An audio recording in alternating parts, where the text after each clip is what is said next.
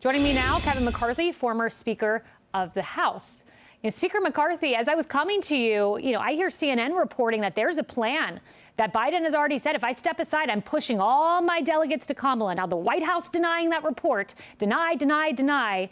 But at some point, you got to take some of this seriously. These aren't blogs. This is CNN and the New York Times. I think you're going to see a lot of people in the Democratic Party talking about this. But what you have to really go back to is, why is the media now turning on President Biden? Because they've been lied to this entire time. I talked about this more than a year ago in my personal interactings with this president, that he had problems. And they attacked us. The Wall Street Journal did an in-depth story, and they attacked us on it based upon my reactions and experiences with him.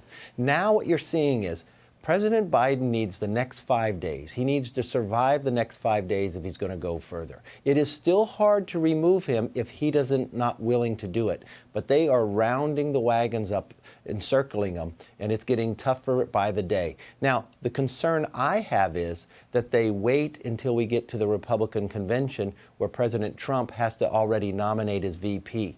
Does that give the Democrats an advantage there, where maybe the President Trump would select somebody different if he knew who the opposition was?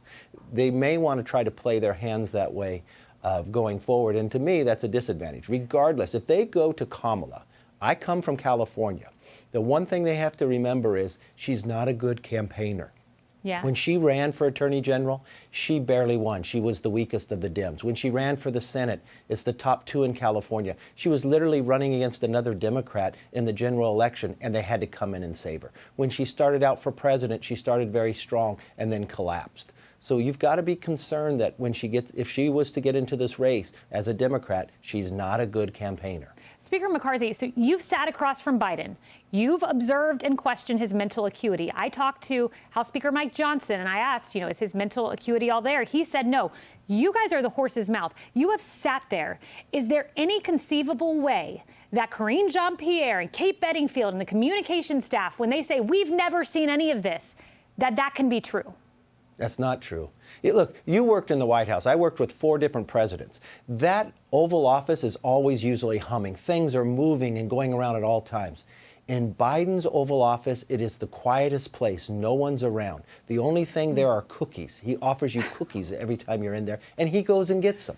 I mean, it is a depressing moment. And every time I met with President Biden, I got a different Biden each time. And that's the challenge they have.